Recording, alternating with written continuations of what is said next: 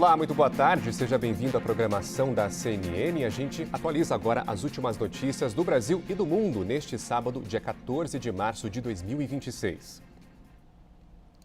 O ex-presidente Jair Bolsonaro apresentou uma piora da função renal, segundo o boletim médico divulgado hoje mais cedo. O repórter Danilo Moliterno está em frente ao hospital em Brasília, onde Bolsonaro está internado, e vai trazer os detalhes ao vivo sobre a saúde do ex-presidente. Danilo, boa tarde, seja bem-vindo. Boa tarde, Gustavo, e a todos que acompanham a CNN neste sábado. A gente permanece aqui desde cedo em frente ao DF-Star, que fica aqui em Brasília, onde o ex-presidente Jair Bolsonaro está internado com este quadro de infecção pulmonar. Há pouco tivemos uma atualização, um boletim médico que foi assinado pela equipe que trata de Jair Bolsonaro, trazendo novas informações. E aí a gente menciona, primeiro, é claro que Jair Bolsonaro continua na unidade de tratamento intensivo em UTI, mas ressaltando uma outra novidade que este boletim médico traz. Primeiro, de que ele está sim estável, mas que teve, primeiro, uma piora na sua função renal e, segundo, uma piora também nos indicadores, ali nas marcações inflamatórias. Então, duas pioras no quadro de Jair Bolsonaro que são mencionados neste boletim que a gente teve há pouco. Os médicos também indicam que o tratamento segue com antibióticos, além de hidratação endovenosa, além também, a gente já tinha mencionado, de fisioterapia tanto para respiração, mas também motora. Sempre bom a gente relembrar, e esse é outro fato que está nesse boletim, de que não há previsão para Jair Bolsonaro sair daqui. Ontem a gente teve uma entrevista coletiva com 3 dos médicos que tratam de Jair Bolsonaro e eles indicaram de que não há essa previsão de saída aqui do DF-Star, mas eles estimam que Jair Bolsonaro ficará por aqui por ao menos 7 dias. É claro que caso o ex-presidente não reaja ao tratamento como é esperado, esse período pode ser alongado, mas o que eles indicam é de que Jair Bolsonaro vai ficar por aqui por ao menos 7 dias. Vale a gente mencionar também de fatos que trazem atualizações, Gustavo, de uma conversa de Flávio Bolsonaro, primogênito do ex-presidente Jair Bolsonaro e pré-candidato à presidência da República, em uma agenda da qual ele participa em Rondônia. Ele conversou com jornalistas e reiterou essa informação de que Jair Bolsonaro tem uma questão também agora preocupante no que diz respeito às suas funções renais. Para além disso, ele confirmou que mais tarde retorna a Brasília e que quer passar por aqui para dar um abraço no seu pai, para, portanto, fazer uma visita. E aí vale a gente relembrar que ontem o ministro do Supremo Tribunal Federal, Alexandre de Moraes, determinou que houvesse autorização para que familiares, para que os filhos de Jair Bolsonaro e também a sua esposa pudessem realizar visitas. Outras pessoas não podem realizá-las neste momento. Por exemplo, a gente teve hoje aqui, Gustavo, a deputada federal Bia Kicis, do PL no Distrito Federal, que esteve por aqui, conversou com jornalistas inclusive, disse que teve um encontro com os médicos de Bolsonaro, mas não pôde, por exemplo, encontrar o ex-presidente. Nessa decisão de Alexandre de Moraes, vale a gente também mencionar que ele veda a possibilidade de qualquer uma dessas pessoas que foram autorizadas a ter contato com Bolsonaro de ingressar na UTI com qualquer tipo de equipamento eletrônico, com telefone, com celular ou com computador. Essa a decisão, portanto, de Alexandre de Moraes, que além disso determinou uma série de medidas de segurança. Por exemplo, a gente tem o tempo todo 2 agentes da Polícia Militar localizados na porta desse hospital, para além de uma série de outros que estão posicionados aí, é claro, a avaliação da corporação dentro e fora do hospital. E aí, Gustavo, vale a gente mencionar qual que é a situação de saúde de Bolsonaro que a gente acompanha desde ontem. Ele teve, portanto, como você mencionou, essa infecção bilateral, uma infecção, portanto, nos 2 pulmões, que é causada por bactéria. E aí o que leva esse caso? Especialmente já a questão recorrente que a gente tem gastrointestinal de Bolsonaro. Ele tem já há algum tempo questões com gastrite, com esofagite, também com refluxo, e o que os médicos indicam é de que, ao ter o refluxo, parte do suco, do líquido do estômago, entrou no seu pulmão e assim causou essa infecção. E o que os médicos vêm indicando por aqui é de que essa infecção de fato é bastante grave. Eles indicaram, inclusive, que dentre as infecções pulmonares recentes que Bolsonaro teve, essa foi a infecção mais grave, sempre destacando nessa entrevista coletiva que aconteceu ontem que Bolsonaro ainda corria risco de vida. E aí uma última informação para a gente fechar e mencionar por aqui é de que também temos uma frente no que diz respeito a desdobramentos na defesa.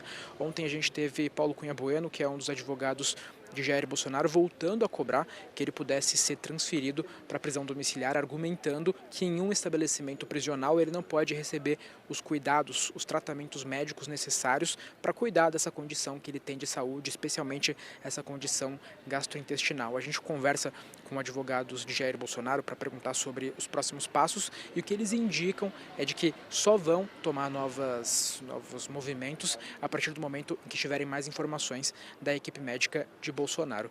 É claro que a gente segue acompanhando por aqui, primeiro atualizações, é claro, do seu estado de saúde, mas também movimentações. Repito, a tendência é de que a gente tenha Flávio Bolsonaro mais tarde chegando por aqui para visitar o seu pai, e a gente conta tudo, é claro, ao longo da programação aqui da CNN.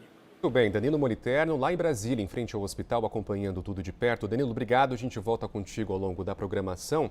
E olha só, desde o atentado sofrido em setembro de 2018, o ex-presidente Jair Bolsonaro passou por um longo e complexo histórico de saúde, marcado por 9 cirurgias e dezenas de internações. A matéria é destaque no nosso site da CNN Brasil. A maioria dessas complicações é decorrente de aderências intestinais, um efeito colateral comum de cirurgias abdominais múltiplas, em que os órgãos acabam grudando, entre aspas, podendo bloquear a passagem intestinal. E na quinta-feira, os Estados Unidos abriram uma investigação contra 60 países, incluindo o Brasil, sobre trabalho forçado. Essa apuração, segundo o governo americano, vai determinar se esses países tomaram medidas suficientes para impedir o abuso na mão de obra. Hoje, o vice-presidente Geraldo Alckmin rebateu a inclusão do Brasil nessa lista. Segundo Alckmin, o Planalto faz, entre aspas, um enorme esforço de fiscalização. Confira. Olha, a medida de investigação não foi só contra o Brasil, ela foi ampla. Ela foi aberta para 60 países, e os 60 países que mais vendem para os Estados Unidos. Então, foi uma decisão que eles tomaram geral. Olha, os 60 países que mais vendem para nós. Então, nós vamos abrir uma investigação sobre trabalho forçado. Ora, ninguém tem mais compromisso de combater trabalho forçado do que o governo brasileiro, o governo federal. O governo do presidente Lula tem compromisso com os trabalhadores, tem fiscalização, tem Ministério do Trabalho, é feito um esforço enorme aí de fiscalização para não ter trabalho forçado. Uma medida ampla, geral, e que o Brasil tem compromisso. Nós somos signatários de todos os tratados internacionais contra trabalho forçado. E o banqueiro Daniel Vorcaro trocou de advogado. O movimento abre, então, um caminho para uma possível delação premiada. Essa apuração é do analista Caio Junqueira. A troca acontece depois da decisão da segunda turma do Supremo Tribunal Federal de manter a prisão do dono do Banco Master. Sai, então, o advogado Pier Paolo Bottini e entra José Luiz de Oliveira Lima.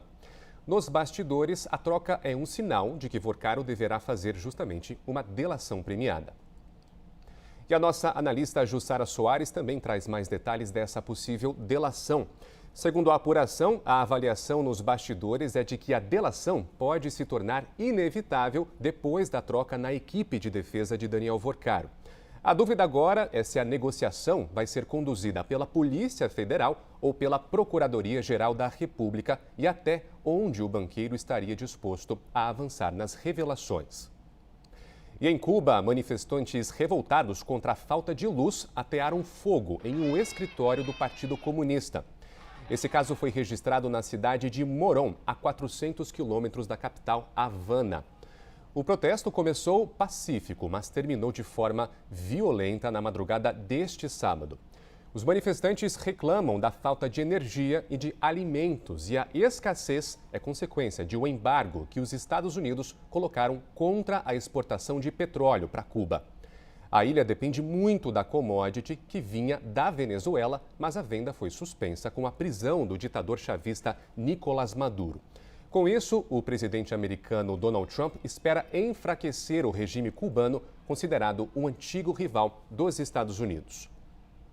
E E uma nova plataforma da CNN vai ampliar o acesso à informação de um dos setores mais estratégicos da economia brasileira. E seja na tela da CNN Brasil ou do CNN Money, ou ainda no nosso site, vai ser possível encontrar, a partir da semana que vem, segunda-feira, dia 16, conteúdo relevante e análises aprofundadas sobre as diferentes áreas do setor.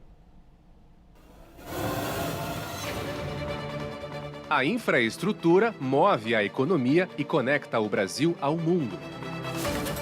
Neste contexto, entender os desafios e as oportunidades do setor é fundamental. A partir da próxima segunda-feira, dia 16 de março, a CNN Brasil estreia a nova plataforma CNN Infra, com uma programação dedicada exclusivamente a um dos setores mais estratégicos do país.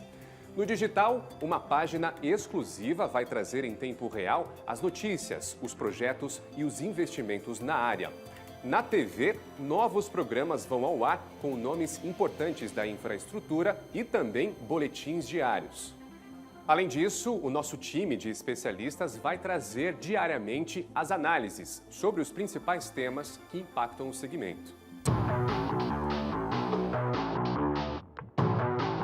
A infraestrutura é um bicho que pode ser extraordinariamente complexo, às vezes é difícil de entender, mas a gente tem que transformar isso em algo mais fácil, mais fluido, porque no final das contas está em todos os lugares, é importantíssimo para a redução de custos do setor produtivo, infraestrutura é pior e mais difícil, a custo Brasil na veia, e a gente consegue fazer isso de uma forma em que a gente não perca a novidade, o impacto para quem precisa tomar decisão.